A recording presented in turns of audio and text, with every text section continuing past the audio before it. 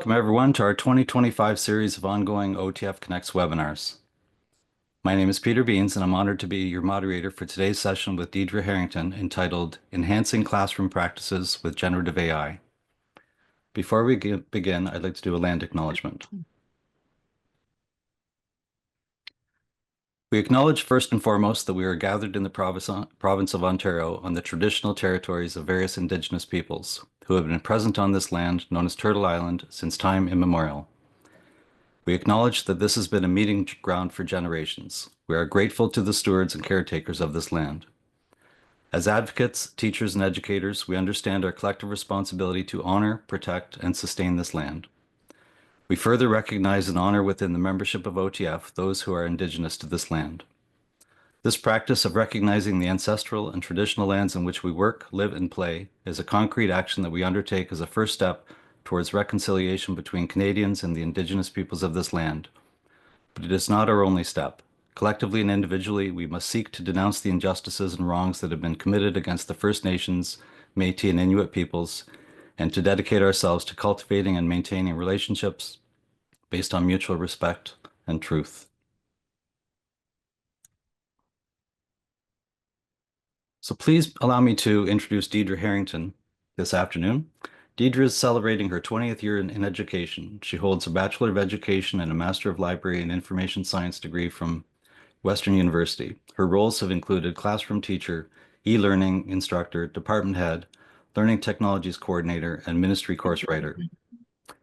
Committed to helping educators integrate technology while embracing the messiness of learning, Deidre has shared her experiences at the Bringing Online Learning to Teachers and Technology conference, as well as the Ontario Teachers of Kindergarten to Grade 12 and local professional development sessions. She now serves as a teacher librarian at a large rural school in Thames Valley and chairs the Teacher Education Liaison Committee at Western University. And with that, I'd like to turn it over to Deidre.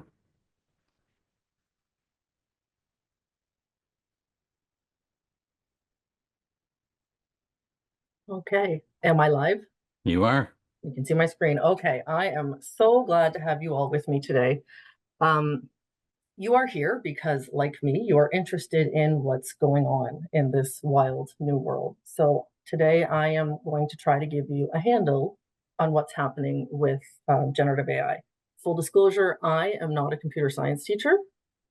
I'm a teacher librarian. I was originally trained in history and the social sciences. So everything I look at, but I do have a background actually in hard sciences. I do have a minor in chemistry. So everything I look at, though, is from a lens of very practical in the classroom. What can I do today to help myself kind of thing? So that's where we're going with this, okay?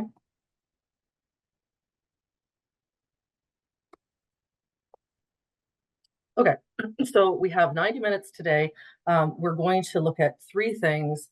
The basics about what generative AI even is. I think that a lot of people it's a huge learning curve, and a lot of people are a lot further along than many others. And I think it's really important that we all get a handle on it, regardless of our ability to be comfortable with technology. And it's not that scary once I introduce some of the things for you. We're going to talk about prompt engineering, and we are also going to look at a number of practical strategies that you can use tonight in your classroom tomorrow. So the first thing I want to talk about is what even is this? So what is generative artificial intelligence? Everyone has had access to AI for many years now. If you've noticed any of your targeted ads, for instance, Facebook targeted ads, that's AI. Generative artificial intelligence is different, though, because it is a type of AI that can actually create new content. So new text, new images, music, even videos, by learning patterns from data that's already existing. Traditional AI might analyze or categorize information. It might see that I've been to the designer shoe warehouse 4 times in the past 3 days and start sending me targeted ads from other places about the shoes I was looking at, right? So that's traditional AI. Generative AI can actually produce original outputs that mimic human creativity. And that makes people feel often that they're human in nature, but they're not. at this point that we know of. Don't hold me to that. They do not possess human consciousness or emotions themselves. So if we're thinking about data from Star Trek Next Generation, I know I'm dating myself here as a Gen Xer, but, and we're not going to fight about this, until the end of the series, he did not have emotions, right? If you look at this image here, when I asked Microsoft Copilot to create a self-portrait of AI, this is what it came up with. However, I can't always help but picture Johnny Five. And some of you may remember him from the hit Short Circuit in the 1980s, starring Steve Guttenberg. It's a classic. So he was struck by lightning and he becomes sentient. So he says, Johnny Five is alive, and he doesn't want to become unalived. He has emotions, he has feelings, he wants to live. That's not what we're looking at today. What we're looking at today does not have the Johnny Five emotions. So I'm not going to get really technical here. People, if anybody tells you they know exactly what's going on with artificial intelligence, you should probably get them a bucket of water for their pants, because they are on fire. No one exactly knows what's happening. And Peter, I'm sure that you would agree with me here. No one exactly knows how it gets from the LLMs to the output. There is a little bit of a mystery there. But what I can tell you, to my understanding, is that a large language model is the basis of it all.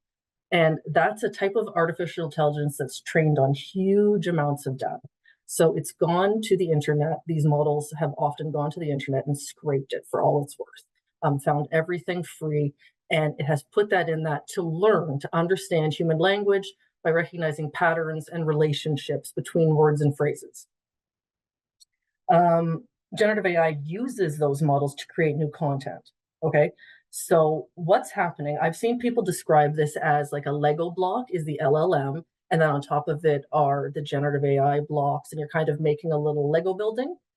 I think of it more, I think that's, obviously simplistic, but I can't help but think of it kind of like a tree where the roots are the LLM, and it's a branching system. It's root soup down there. It's all words and numbers that are being associated and making all sorts of relationships. And then you have the generative AI as the trunk, which leads to Chat GPT or Gemini or DeepSeek or whatever you're using at the time. And then I see kind of the leaves as the output. But it's a relationship that's really complex, and everything is working together. So it's not that you can separate one from another. It's really the large language models are a big thing, and many applications run off of them. Okay, now here's the problem. So as you can see, I am a little bit old school. I am going to have a little bit of paper with me here.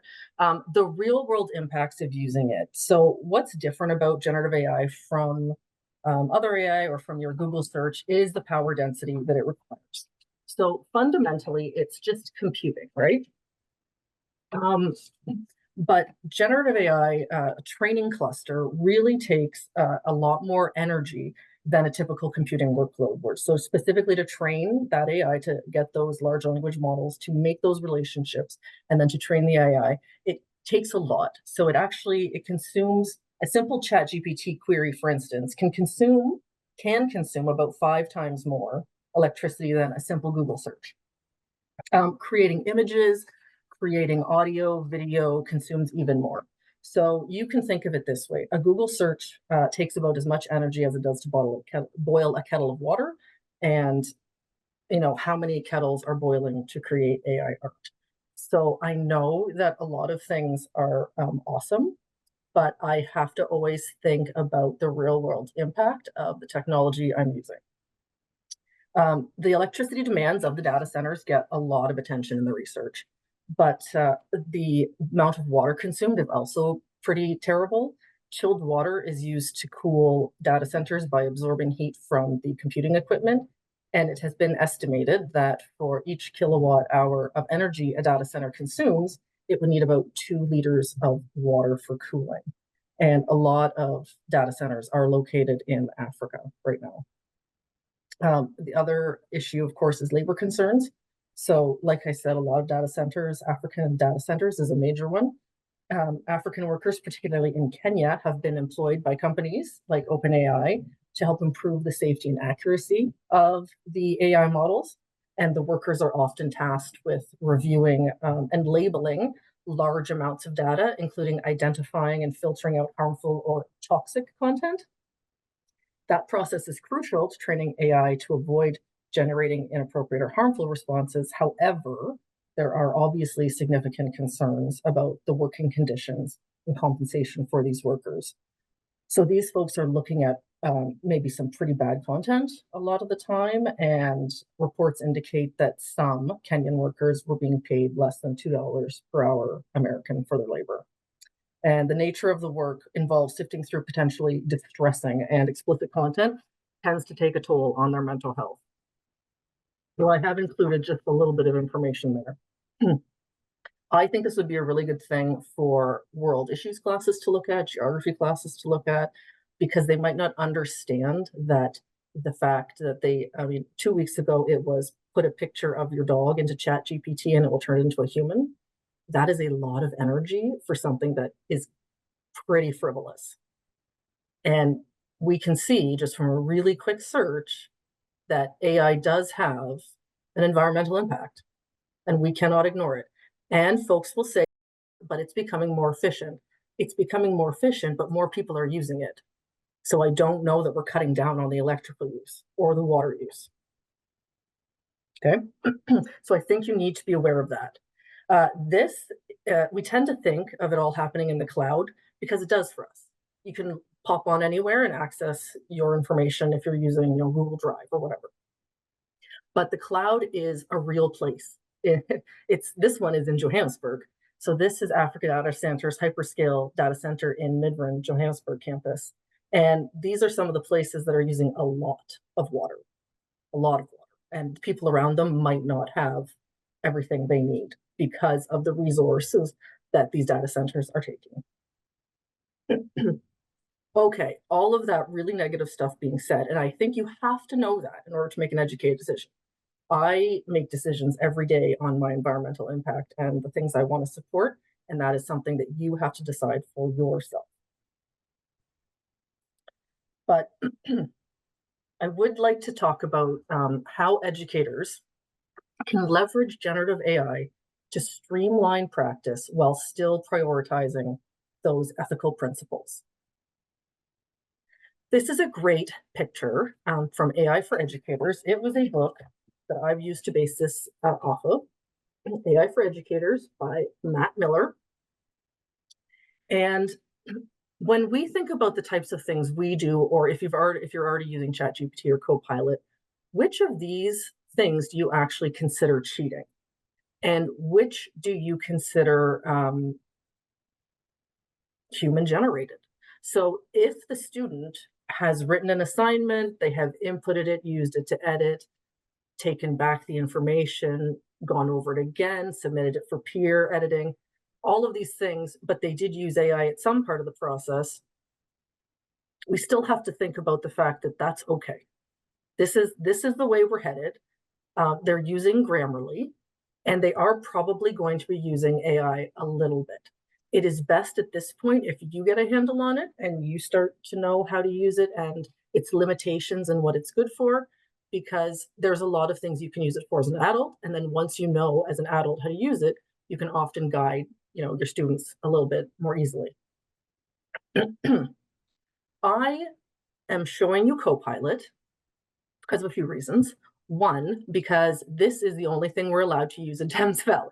So in the Thames Valley Board, this is the program that we're allowed to use. We're not allowed to use ChatGPT or anything like that on board devices. Of course, you can do anything you want at home, but at work, this is what I can access. And quite frankly, I do like to do a lot of my work at work. I am at the point in my career where I do not like to bring a ton of it home anymore. So I'm 20 years in. So I find that Copilot can do a lot of things. And what I want to share with you is the fact that it's not necessarily, it's not program specific.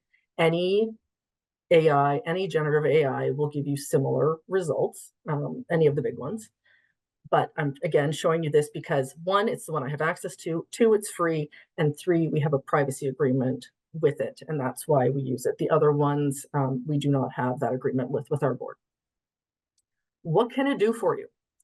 It can do a lot of things. Um, all of these things, as you see. Some things you're going to use more than others. Some things it's better at than others. It depends too if your board gets the integration where it can actually, what level of Copilot you get. But again, I'm going to show you the very basics so that this is what you can do free tonight. The first thing that's really important when you have any sort of generative AI tool is that you get the correct prompt language. So when I was doing my Master's of Library Science, I actually took a course in the reference desk, the reference interview, because what people often think they want is not what they want. So when you're searching, sometimes you can get really confused. And AI is great because it will help you work through what it is you actually want. I mean, people could come in, students can come into the library, ask for a book about hunting and fishing, and end up with something completely different because it turned out that they actually just like being outdoors and they wanted something about the outdoors. And then I found them a book on camping, and then they thought, hey, that's cool. Maybe there's a survival book. And then they found a nonfiction story about survival. So what they actually want was not necessarily what they asked for, right? And that's with prompts. It can be really helpful to know what you want, but the program will also help you. Not like with Google, where if you don't necessarily spell it right or you don't get it quite right, it doesn't lead you down the path as easily. So prompts are the words you put in to get your results. It can be something as simple as a phrase, really complex, multiple sentences, can be paragraphs, can be really, really long. Just depends on how specific you want to get with what you want it to do. So this is its set of instructions. So the prompt is, hello, this is what I would like. So the first thing is you have to provide context.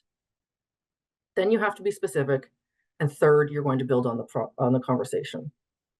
So like I'm showing you here in this example, you could have a really simple prompt. It could be, what is the best time of year to enjoy Ontario's colored fall leaves? I mean, it changes every year, and this year was wild. An AI system will quickly generate a response to that. However, if you are a grade 9 science teacher and you want to get more specific, sophisticated information, you're going to have to put in a more sophisticated prompt. So it would be something like, you are an experienced wildlife biologist specializing in trees. Based on the historical weather data in Canada, predict the best fall foliage season for Ontario and explain it to students in grade 9. So you're going to get a much, much deeper, different answer with that one. Once AI generates a first response, you can now get it to do a follow-up. So you can have it do anything, right? And sometimes at the bottom, it will give you a number of suggestions, which way you would like to go with this. So of course, for me, I would say something like make it funnier, explain it in a poem. You don't have to repeat the context. You're still in that same conversation. So just think Copilot uses natural language. This is the best part about it. I do have a colleague at my school who the students have used Copilot, and their interactions with it has been so much deeper than they would be doing searching. And the amount of reading they did to get to the information was considerably more than they would have done in a simple Google search, been frustrated, not found it. This works really well for students because of the natural language factor. So Copilot, I just wanted to give you a little quick showing here of some of the prompts that it says that you can try. So there's obviously a lot, and every day it has different suggestions. Okay, Peter, did we want to stop there and just see if there are any questions about that first Sure, portion? I've got a number saved up for you. Fernanda asks, so why was all of this created if it's causing more problems than what we need? I don't think I can answer that one. Peter, do you want to take a stab at that one? I think it's just an evolution of our knowledge. You know, like the whole idea of AI, it's been in existence for decades. Like I remember back in the 1980s, there was a short phase that I went through in industry with something called expert systems. And the idea was that you take an employee who's in the last, let's say 6 months of their career, and you sit them down in front of the software, and the software would ask them questions, and basically it builds up a knowledge base. And the idea is that when that person retires, then, somebody else, a junior person, can come along and use that database.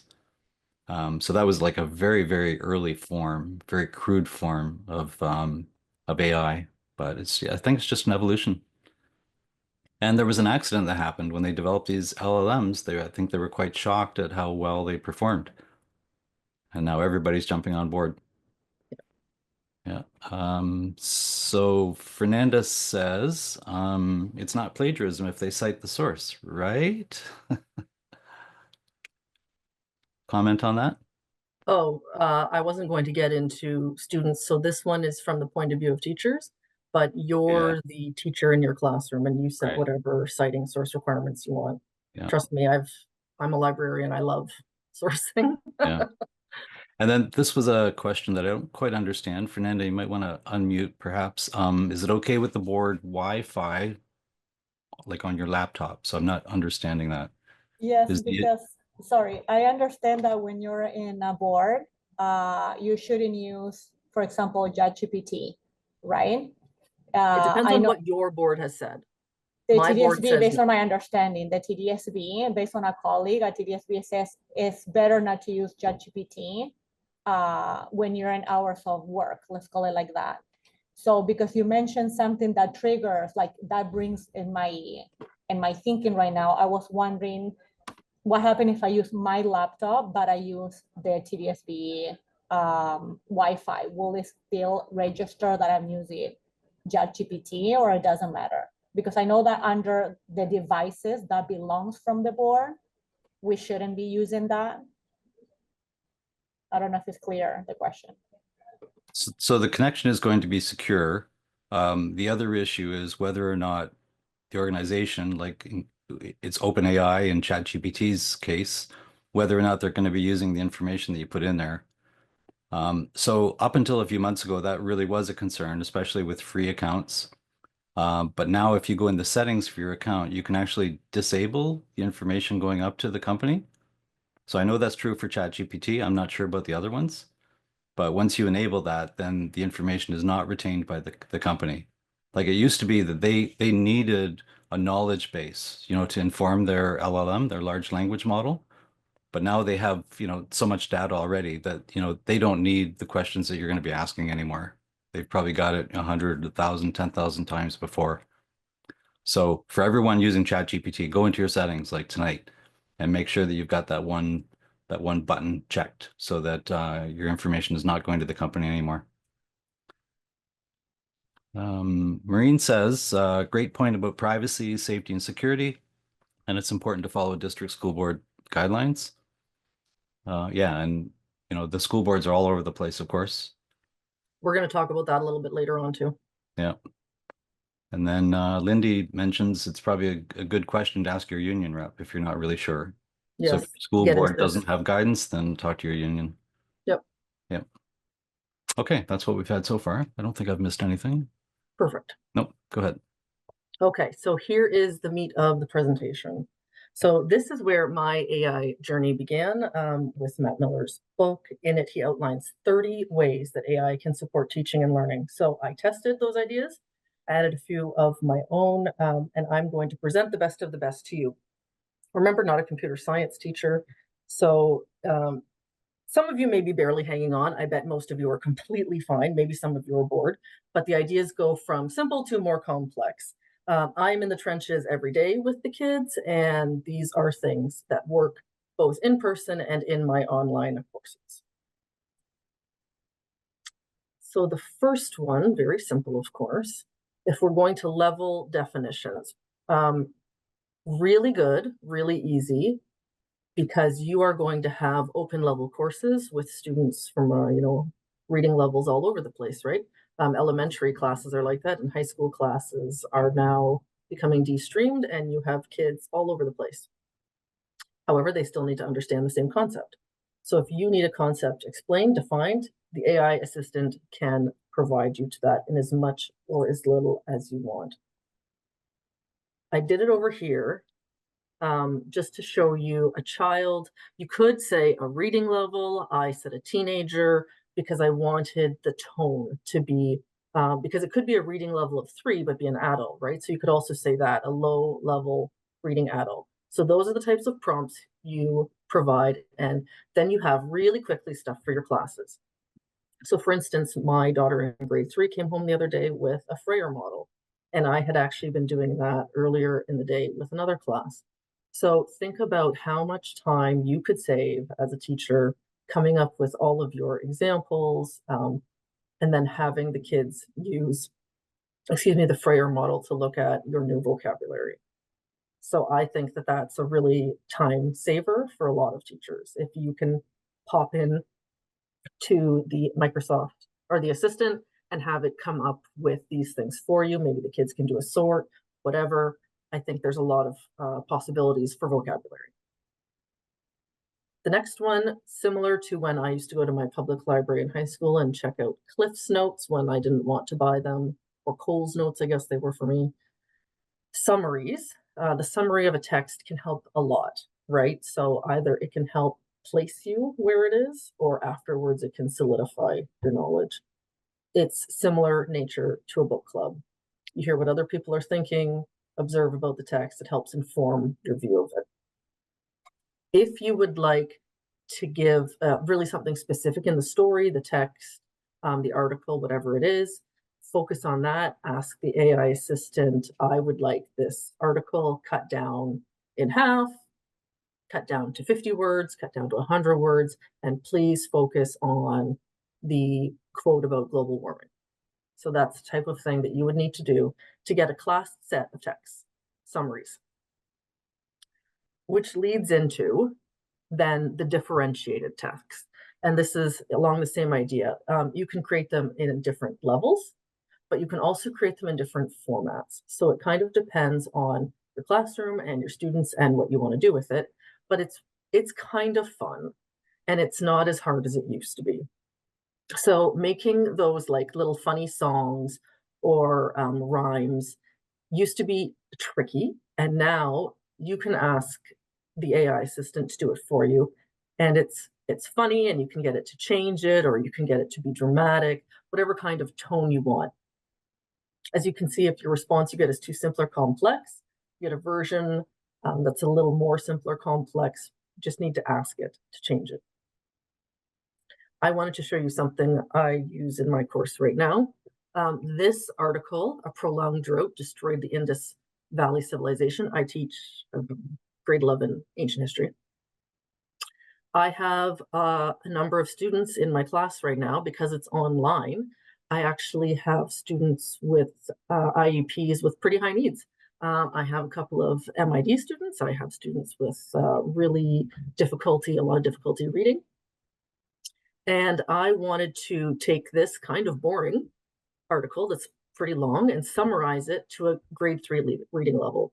The kids just need the important stuff in this case. It's okay if they don't get every single thing about the drought in the Indus Valley Civilization. I know that it's probably, you're thinking it's really important that they know every single thing about it, but it is okay if they just have a basic understanding for this course. So as you can see, that's what I've done here. It's great. It's so fast. I don't have to do it now. And then it even gives me suggestions. Can you make it simpler? What caused the drought? How did people adapt to change? Pretty cool. That's helpful for me, particularly if I don't have a lot of time. Photosynthesis. This was just for fun. Good afternoon. Please create an acrostic rhyming poem for the word photosynthesis suitable for grade 9 science student. Every time you ask AI assistants to write stuff and you don't specify the tone, it's going to be like this. It's pretty highbrow, kind of, it feels kind of emotional. So sometimes you say, could you please create an acrostic rhyming poem that's funny and the humor is, silly, or for, grade 3 students or something like that. So as you can see, I did the one, and then I tried, can you make it funnier? I would argue that this is not terribly funny, but it's probably a little bit more interesting than the first one. And you can play with this as much as you want, right? But you're just trying to get the kids, one, to learn how to spell it, and two, to know what's happening in it. And heck, that's pretty good. That's a pretty good understanding of photosynthesis. They could read this, or they could read, you know, a really long article. Number 4, create review content and questions. This one is super, super helpful for teachers, particularly if you, one of my friends is doing that classroom where all the whiteboards are and everything is stand up, and she's doing all of that. Anyways, you can take pictures then of what the kids have done and, you know, do an OCR conversion and pop that into the different AI assistants. And then you can get all of the work that they've done compiled for you in one spot, where then you can ask it to make quiz questions from what you did in class that day. It saves so much time, and it's responsive, which is what I like, because what you did in class that year is going to be different than what you do the next year, or the next, you know, one class to the next class might have different needs, might have had way different ideas. So it allows you to be with the kids and then not have to spend a million hours making the next part, doing the follow-up on that. So you can do any sort of quiz questions, discussion prompts, memory aids, mnemonic devices, short definitions, descriptions for flashcards. You can even suggest ways to organize group material. I love it for that. That's what I love it for. This is another one that I really find helpful in my online course, because the kids don't get to see me that often. Exemplars are very helpful. So if you give a writing prompt to an AI assistant, it could be a different one. Could be a different one than you'll give your students, right? So we are looking at Elizabethan England because we're studying Macbeth. And we are going to be looking at the Globe Theatre, but instead the prompt I am going to put in is going to be about, you know, the Black Death, just for whatever reason. Read the result. Give the students the rubric you used to grade that, and then they can see how you graded that exemplar.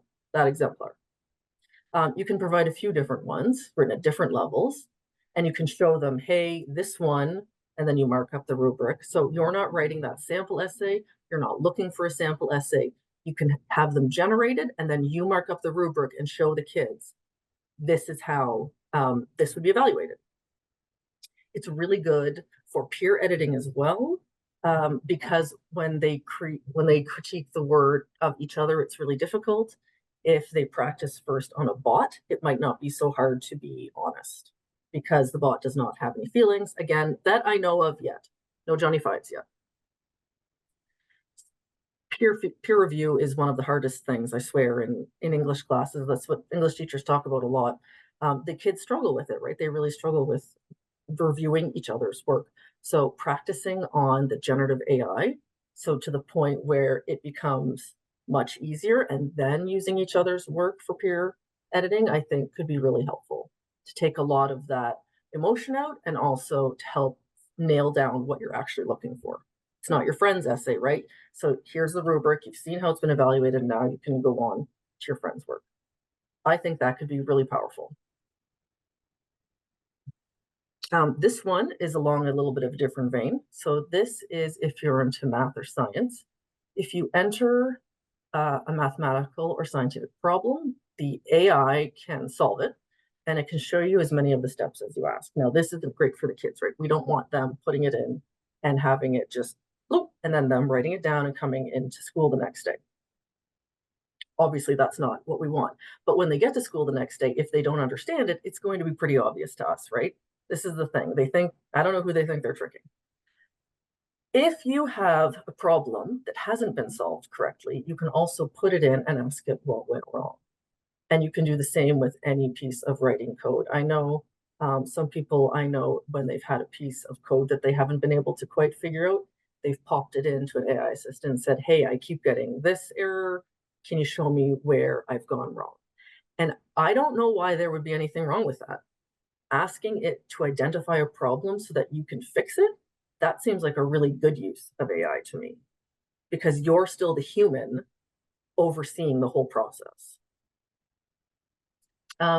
You can see holes in the AI's assistance logic. There might be an incomplete thought. You can ask it for a follow-up. You can challenge its response. You might not always get the same response. And the kids sometimes find that really interesting, is that it won't always give you the same response to the same question. And then what in that is the conversation? Okay, writing content for IEPs. This one, a lot of teachers, this is a sensitive one, right? Because they are very personal. A lot of kids have IEPs. It is a very personal process for them. That being said, the accommodations are very similar for a lot of students. And the last thing that we want is for people to be spending all their time writing IEPs and not actually spending time with the kids. And that is sometimes what happens. I decided I would give it a try again. Like I said, I've tried everything here. So in this case, I actually have a student online right now in a 3M course who is MID. And this has been really interesting for me because they love the subject. And because of that, I think he would barely even know that they were struggling with any of these. I put down his areas of strength, and it would be hard to know that he would struggle with anything else because he is doing so well, and I am so impressed. So I put into the thing, good afternoon, I teach a student with mild intellectual disability. These are his areas of strength. His areas of need are these. Please list 5 instructional accommodations, 3 environmental, and 3 assessment accommodations. That's just a format that tends to be on the TBDSB ones, which is why I listed it. Unsurprising, you're going to see the same kinds of things. Whether or not they work for this specific student, I don't know. But it can at least give you a start, right? What I'm trying to say throughout this entire presentation is that this is not replacing you. This is helping you to do your work, okay? So you're never going to turn off your brain and just pop this in. You're going to look at this and think, hey, maybe there's something here that you hadn't thought of. Often there would be, especially if you're a new teacher or you're new to writing IEPs. It's a very complex process. Okay, as a teacher librarian, this is one of my favorite uses of it. I find that when students are given a topic and asked to research it, regardless of what level they're at, it usually involves putting it into Google and getting the first few results.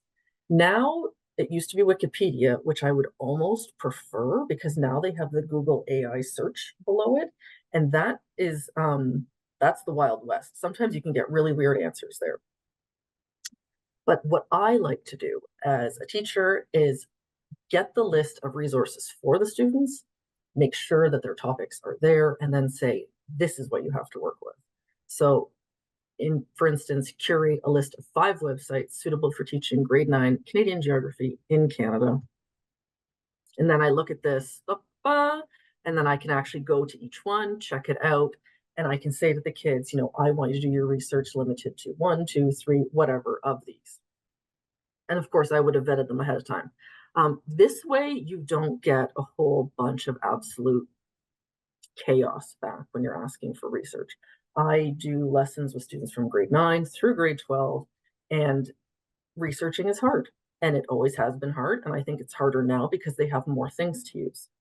I think if you can, as the teacher, bring them the valuable, good, reliable, current resources to research from, that's very important. Okay, they are building critical thinking skills. They will have to go online to the internet and find things. But do they always have to find everything, or can you direct them towards the resource that you would like them to use? I think that's a good idea. Okay, aligning with curriculum objectives is my number 9. If you have an assessment that was graded using a different system like KTCA, and your school now uses expectations-based, I use this example because this kind of happened to us over the past few years, simply upload the assessment to the AI, provide the course code, and ask it to list the curriculum expectations that it meets. So you do need to specify it's Ontario, the course code, the level, whatever it is specific to your course. And you can even ask it to adapt it so you can target more objectives. This is great. I love this. I like being able to go back. I was already doing this assignment. I don't need to recreate the wheel. I don't need to remake it. I just need to see what expectations it's actually measuring. And if it's not, maybe how can I tweak it to make it better? One thing for some reason I did 2 years ago in one of my online courses was sometimes I can't relax at the beginning of the summer, and I did some curriculum mapping of my one course, and I wanted to see how many overall expectations how many times I was marking the overall expectations and in what units. And AI helps because I can enter in my course information as long as I'm okay with that. It's a Copilot, whatever amount of information I want to give it. And then it can tell me where I might have gaps. So it's however much you want to give over to it to analyze, right? It can identify, yeah, you haven't hit these expectations here, as specific as you want to get. Super helpful if you want to make sure you're marking all of the overall expectations. And I like to mark each of them a couple of times, particularly in a course where I don't see the students every day, not in real life necessarily. Number 10, creating rubrics. Some of you may have remembered the old rubric builders online. They were never great because they were always aligned to American things. This is beautiful because it just aligns right to the Ontario curriculum. Your prompt is the most important part about this.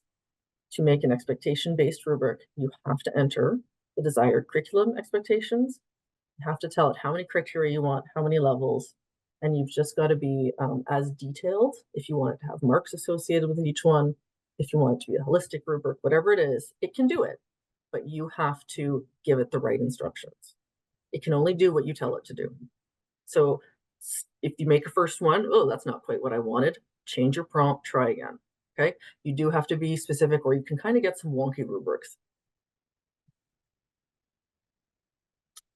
Something else you can do is just upload an existing assignment, provide the course code, and request the AI assistant, in this case, Copilot, to generate an expectation-based rubric that aligns with curriculum expectations. This is what I tried, and this is what I came up with, and this is a great rubric. Quite honestly, for the assignment I put in, I was pretty impressed. Really specific. Number 11 can be good, particularly when the reason you're communicating is emotionally charged. So sometimes you might be writing an email and you feel your blood pressure rising a little bit, and you know you need to take it down a notch, but it's hard in that moment. So if you don't have time to do I need to sleep on this, you can put it into an AI assistant and ask it to help you chill out a little bit. I need to sound professional and calm, and it will help you with that. And there's, again, nothing wrong with that. It's the exact same thing as asking a coworker, hey, how does this look? And them saying, you probably shouldn't use, this word or this word or this word if that's the tone you're going for. Really helpful. Can help you, be clear in your meaning without offending anyone. Because sometimes, again, things can be emotionally charged. You might be annoyed, you might be angry, you might be upset. You got to stay calm, and you can do that by editing your work. At least I can through an AI assistant. If one of my colleagues isn't there to help me. Can we pause to ask a few more questions? Sure. Okay. Kim is wondering if we can do all this in other languages, like for instance, for French immersion. Yep. That's it? Yep. Well, yeah. Yes. Yeah, absolutely. It's actually very good. And it's even better than Google Translator, a lot of people are saying. Yeah. Yep. Yep. Dean, I'm sorry, the question was, can you do it? And the answer is yes. When we were talking about IEPs, Dean, he just commented, yikes, am I sharing confidential student information to get IEPs written? And oh, did I write any confidential information in that? No. Yeah, and of course we have to be very careful about that. Yeah, I would never enter any confidential information into an AI assistant. Yeah. Even though they say that data is not being saved. Yep. Oh yeah, no, never. Fernanda asks, is it better to use Britannia? Would Like it give me, Encyclopedia Britannica or I'm not sure, Britannia, like you just said Britannia. Would it give me more complete info? I'm not sure. Yeah, I don't think so. Because my bet is that whatever this Britannia resource is, that it's probably been scraped and it's already That's part the of thing. They've all been ChatGPT scraped. or yeah, yeah. Harris asks, how do we know that the resources suggested by AI are reliable? Well, that's where you have to go to them and vet them as the teacher, Yeah. which you're responsible for regardless of who gives you the resource, right? Dean is wondering, he said, you mentioned English class. Can I point them towards critical scholarly analysis of text? I guess as long as I vet. Well, Dean? whatever's available for free, remember, and the best stuff, the best scholarly stuff tends not to be available for free, which is why we use the library databases for that stuff. Yeah. Yeah. And often what I do, if there's something that I want to use as a reference, I will find a copy of it and then just dump it into ChatGPT. Yeah. Yep. Use as a reference. Dean asks, when you use a template, can you specify how AI outputs? I don't think I understand this question. Yeah, I think it's just, do you want like a bulleted list or do you want paragraphs or do you want an essay style or Yeah, it depends on what kind of yeah, integration, like and what you're using and what integration you have. yeah, So I know that some levels of Copilot can actually make you like a really nice PowerPoint show. yeah, yeah.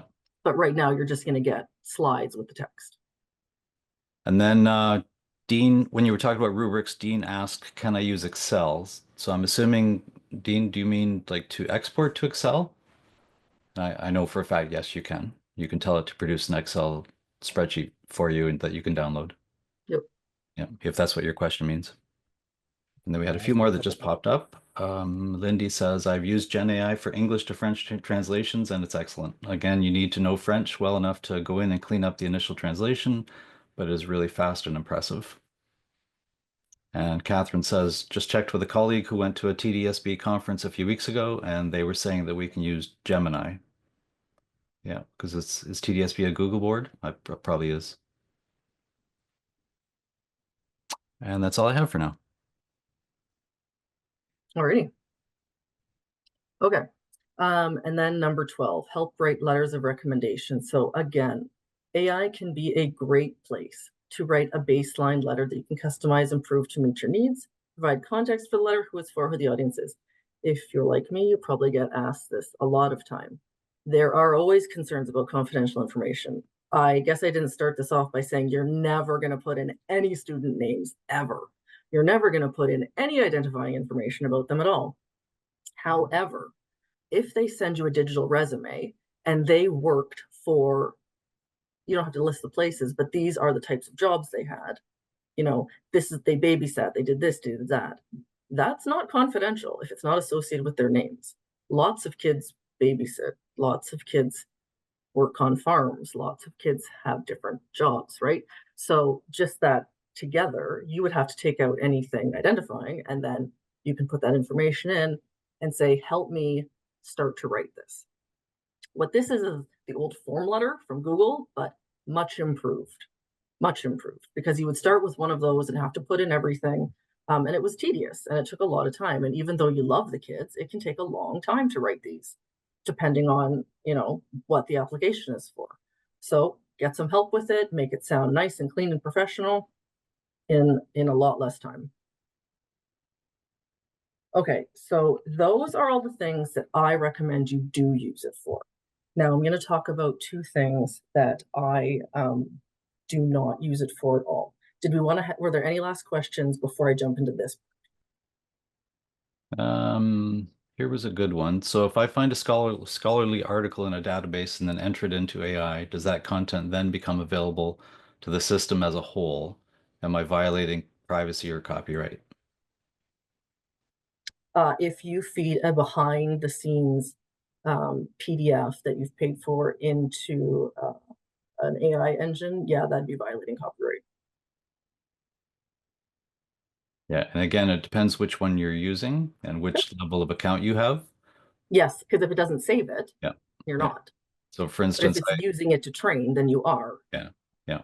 So for instance, I have a ChatGPT team account and Mhm. it's totally locked down. It's totally private, but that's, intended for companies and they Mhm. would never, ever, ever, scrape any of the data. That being said, as a teacher, I've never seen teachers break copyright before. Yeah. Um, Colleen says, I would feel uncomfortable pasting a student's CV into an AI assistant, even if their name and other obvious information was omitted. Okay. Yeah. And that's it. Okay. So I do not use generative AI for two things, really important two things, I think. So the first one is role playing and perspective taking, and the second one is assessment and evaluation. So in my mind, these are both issues of authenticity. So I'm going to start with assessment, because that's kind of the clearer one. So according to, of course, the Education Act, Section 264, teachers are responsible for carrying out the duties assigned to a teacher by the principal and maintaining proper order and discipline in the teacher's classroom. So it doesn't actually say specifically that you have to do the marking. That being said, it strongly implies that teachers assess and evaluate their students' work as part of their instructional duties. So you would never, hire out a set of tests to be marked, right? You would just never do that. Furthermore, the OCTE, ethical standards, does emphasize the importance of integrity, trust, and professional judgment in educators' responsibilities. These standards suggest that teachers should personally oversee the assessment of their students to ensure fairness and accuracy. So I would never trust an AI, particularly at this point, to do assessment for me. Just not something I would ever be comfortable doing. Now, role playing, what I mean by that is that sometimes educators might ask the AI to pretend to be a fictional character or historical figure with whom they can interact. I mean, I could think of some that are pretty harmless. Pretend to be Mercutio from Romeo and Juliet and tell me what you really think of this family's feud. Or pretend to be Queen Elizabeth I and tell us what life was like growing up in Tudor England. I think that those kinds of applications can get into dangerous territory pretty quickly. I think that we don't actually know how any real person would answer a question. And I definitely don't think we should be asking it to pretend to be anyone alive today. So that's definitely something that I wouldn't do. We really have no way of knowing how a real person would answer your questions. And even if it's just questions like where, when were you born, that's just something, there's my line. So we all have lines, and that's one of mine.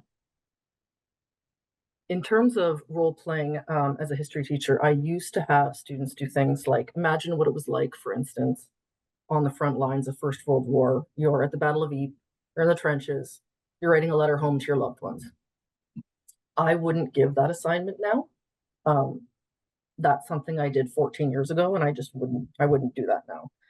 We just have moved away from inauthentic voices. So kind of the same way we've moved away from having author stories that don't belong to them.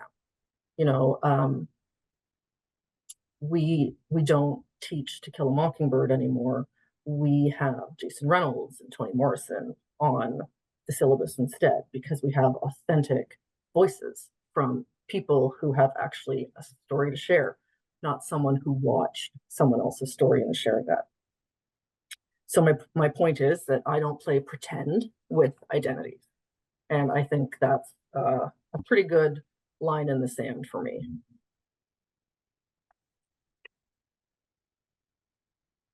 So there are three questions I think that we have to ask always when we're determining how, as educators, we're going to use artificial intelligence. So the first thing is that what measures are in place to protect my students' data privacy? And this is why I do everything in Copilot work related, because we do have an agreement. We have a privacy officer in TBDSB, and we have an agreement with Microsoft about the use of information in Copilot. Still, never enter any confidential information. No names, no student numbers, no addresses, none of that stuff ever goes in there. The federal government does have an Artificial Intelligence and Data Act, but it includes no explicit provisions to address the unique challenges of using AI systems in public education. So understandably, boards have differed in how they've approached AI. The Ottawa Catholic School Board, for instance, has been pretty proactive in their approach. They have a lot of resources created. They have a board-wide approach to AI. Other boards are a little bit further behind. TVDSB just released its policy. So you need to know what your board says and what you're allowed to use and what you're allowed to use on the board Wi-Fi, right? You also need to know what your union is saying about the use of AI and students. So AEFO and ETFO have published opinion pieces and advice for members respectively, and it's important to always follow those recommendations. The second thing we always need to ask is, how do we ensure that the AI system I use does not perpetuate biases against any group of students? At this point, AI is biased, obviously so. The internet is biased. This is, again, one of the reasons I don't use it for assessment purposes. This is the story of a student at MIT named Rona Wang. She put her headshot into an app called Playground AI, and she asked it to make her look more professional. So instead, it made her skin lighter and her eyes blue. I wouldn't even be able to tell you that that was the same person at all. Is it biased? Obviously so. We need to be very careful in protecting our students from any content that could be harmful. AI is only as good as the information with which it is provided, right? And the information most of them have been provided with so far have been free, accessible on the internet. And a lot of that's garbage. So sometimes garbage in, garbage out. So you have to be aware of that as an educator, and you have the professional responsibility to protect your students from that kind of content, always. And the other thing is, how do I encourage innovation while fostering student agency and accountability? So on January 24th, 2025, the African Union and UNESCO commemorated the International Day of Education under the theme AI and Education, Preserving Human Agency in a World of Automation. In a world increasingly shaped by automation and AI, preserving human agency is really crucial. It means ensuring that individuals retain control over their lives, decisions, and actions, even as the technology becomes more and more sophisticated. It involves understanding the capabilities and the limitations of AI and fostering critical and creative thinking. Is there a risk that critical and creative thinking could go down the tubes if we start relying on this too much? Absolutely. Absolutely, there is. Is there a risk that I'm going to weigh 400 pounds if I eat McDonald's for every meal? Absolutely, there's a possibility of that. So again, as educators, we have to do what we think is best for our kids. We have to keep fostering that critical and creative thinking. But we have to also recognize that this is the future. This is what's happening. It's going so fast. We can either, put our heads in the sand and watch it go by, or we can try to wrap our minds around with it and use it responsibly. Because an option to ignore it, I just don't think is there. I just think we're too far past that point. So ultimately, our goal is to improve student outcomes in the classroom. Can generative AI help achieve that? My answer is, it really depends on the educator. So according to the US, this is interesting, right? According to the US Career Institute's list of top 65 jobs safest from AI and robot automation, teachers appear frequently. Kindergarten through post-secondary teachers occur frequently. Teachers are less likely to be replaced by AI due to their reliance on human qualities that are really difficult for machines to replicate. This should come as no surprise to any of us who work with kids every day. We know that nothing can replace a caring adult in front of a student. You can teach a kid without having anything, as long as you care about them and you know what you're doing. I'm just trying to provide you with some tools to help make it a little bit easier for you to do that. Demands on educators are higher than they were ever before. Since I joined the profession 20 years ago, the paperwork has increased, I would say, exponentially. The rates of IEPs in my classes are really, really high. So the need for differentiation and all sorts of different accommodations, there's a tremendous pressure to accommodate and to make sure that all kids are getting what they need. And that's happening at a time when class sizes are bigger than ever before and our resources seem more pinched. The quote you see there is from a study out of Brock University that looked at secondary teachers, and it was published just this February. And I think that we can agree that it can improve student outcomes, but that there's a huge challenge in equipping teachers with the language and the tools and the instructional practices and the understanding, because a lot of people are really distrustful, and that's good. You should be. You shouldn't trust things just because anybody says so. But you also shouldn't dismiss things out of hand. So true skeptics investigate and decide for themselves. And that is what I would hope for you guys to do today. So my answer to this question, for if anyone is asking, can generative AI help improve student outcomes? I think that it can do a really good job personalizing learning, and I think that it can save teachers a lot of time and effort, and hopefully that allows them to connect with their kids a little bit easier, right? I would say that generative AI gives educators the ability to personalize their learning while still getting to bed at night. Because I can remember being a new teacher and being up till all hours in the morning. And this would have been a tool that would have been very helpful for me.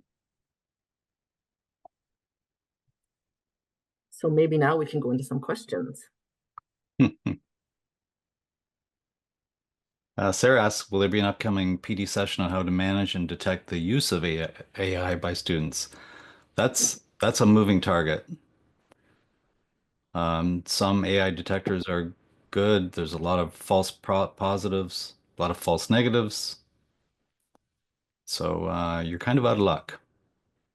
There are I some. would be interested. Oh, sorry. I would be interested in developing a session about how to create assessments that are less easily ChatGPT-able.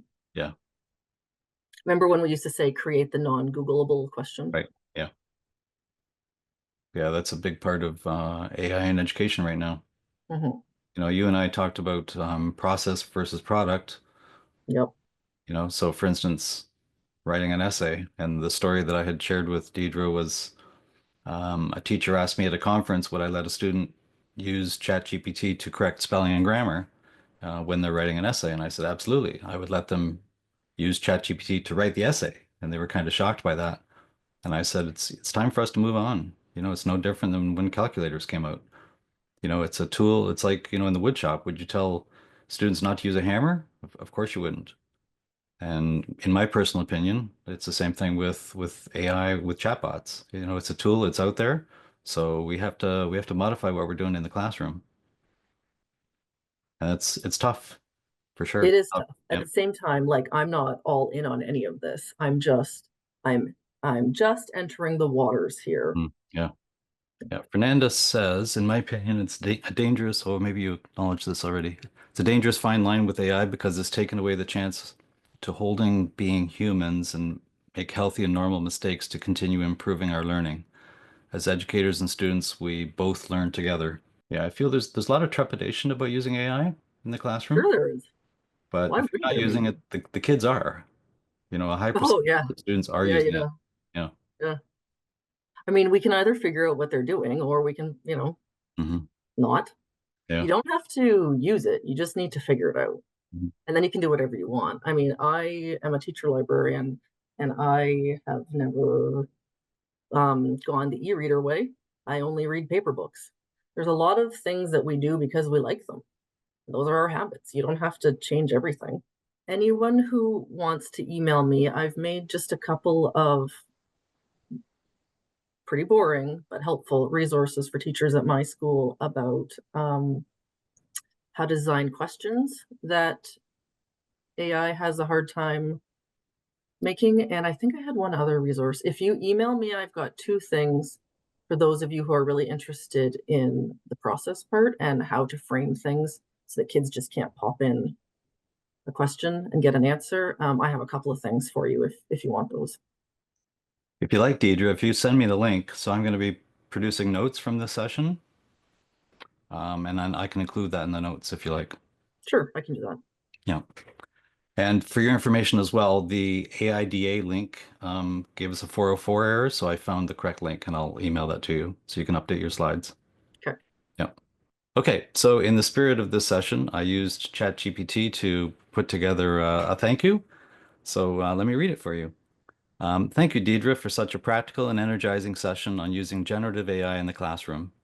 You didn't just talk about possibilities, you showed us exactly how tools like prompt engineering and AI-generated exemplars can make our day-to-day teaching more efficient and creative. The examples you shared, like differentiating texts, writing IEP content, and streamlining parent communication, felt immediately useful, and the sample prompts, prompt building tips, and real classroom scenarios you walked us through gave us a clear starting point to try these ideas ourselves. Thanks again for making a complex topic feel approachable and for filling our toolkits with things we can put to work right away. That was lovely. My goal is just to make you feel like you can try it at least. Mm-hmm. Because when you talk to most people, they either know so much that you're just dumbfounded, or your friends know nothing. It's true.